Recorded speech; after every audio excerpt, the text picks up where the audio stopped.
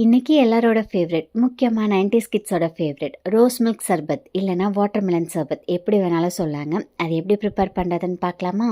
தர்பூசணியை பார்த்ததையுமே எனக்கு இது தாங்க மைண்டுக்கு வந்தது. ஸோ அறுக்கிறதுக்கு முன்னாடியே சப்ஜா சீட்ஸ் வந்து ஒரு 10 to 15 மினிட்ஸ் ஊறட்டும்னு சொல்லி அதை வந்து தண்ணியில் சோக் பண்ணியாச்சு.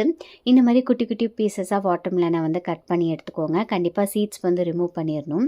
1/2 லிட்டர் அளவுக்கு பாலை நல்லா வந்து காய்ச்சிருக்கேன். ஸோ அது ஆறுனதுக்கப்புறம் ஒரு கிளாஸ் பவுலுக்கு வந்து ட்ரான்ஸ்ஃபர் பண்ணிட்டேன். இப்போ நம்ம கட் பண்ணி வச்சுருக்கக்கூடிய அந்த வாட்டர்மெலன் வந்து ஆட் பண்ணிக்கலாம். இதில் மெயினான இன்க்ரீடியண்ட்டே இந்த ரோஸ் சிரப் தான். இது வந்து கடையில் வாங்கினது இல்லைங்க, வீட்லேயே ப்ரிப்பேர் பண்ணது. ஷூட் பண்ணி வச்சுருக்கேன். கண்டிப்பாக அப்கமிங் வீக்ஸில் வந்து இது எப்படி ப்ரிப்பேர் பண்ணுறதுன்னு அப்லோட் பண்ணுறேன். இது கூட ஊற வச்சிருந்த சப்ஜா சீட்ஸ், அதுக்கப்புறம் ஐஸ் க்யூப்ஸ் வந்து சேர்த்துடலாம். 1 ஸ்பூன் அளவுக்கு சுகர் தாங்க நான் ஆட் பண்ணியிருக்கேன். பிகாஸ் நான் ப்ரிப்பேர் பண்ண அந்த ரோஸ் எசன்ஸ்லேயே நல்ல ஒரு ஸ்வீட்னஸ் வந்துட்டு இருந்தது. நீங்கள் உங்களோட ஸ்வீட்னஸ்க்கு தகுந்த மாதிரி ஆட் பண்ணிவிட்டு சில்லுன்னு சர்வ் பண்ணுங்கள். இந்த சம்மருக்கு ரொம்பவே சூப்பராக இருக்கும்.